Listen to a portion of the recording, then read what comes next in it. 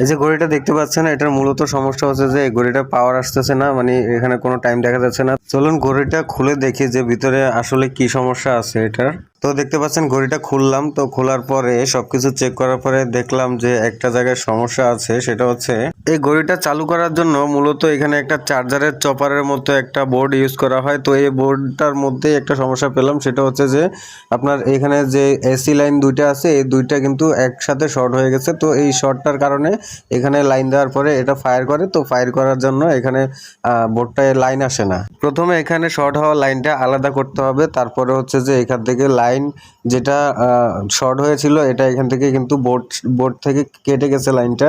তো আমরা এখান থেকে লাইনটা শর্ট করে অন্য জায়গা থেকে নিব। দেখতে পাচ্ছেন যে লাল রঙের তারটা, এটা থেকে কিন্তু এইদিকে লাইন গেছে, তো এদিকের লাইন থেকে আমরা জয়েন করে দিব। এই তারের টুকরোটা দিয়ে আমি এসি লাইন থেকে এখানে জয়েন করব।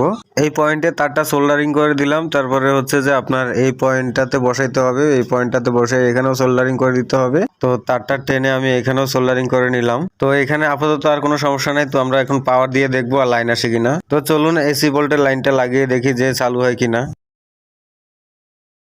তো এখানে কিন্তু বোর্ডে লাইন চলে আসছে, দেখতেছেন এখানে একটা এলইডি জ্বলতেছে। তো এখন ঘড়ির মেইন বোর্ডে লাইনটা দিয়ে দেখি যে লাইনটা আসে কিনা। দেখতেছেন লাইন কিন্তু চলে আসছে। তো ভিডিওটা কেমন লাগলো, যদি ভালো লেগে থাকে অবশ্যই একটা লাইক করবেন, আর চ্যানেল থেকে দেখলে অবশ্যই চ্যানেলটি সাবস্ক্রাইব করে দিবেন, আর পেজ থেকে দেখলে অবশ্যই পেজটা ফলো করে সাথেই থাকবেন। ধন্যবাদ।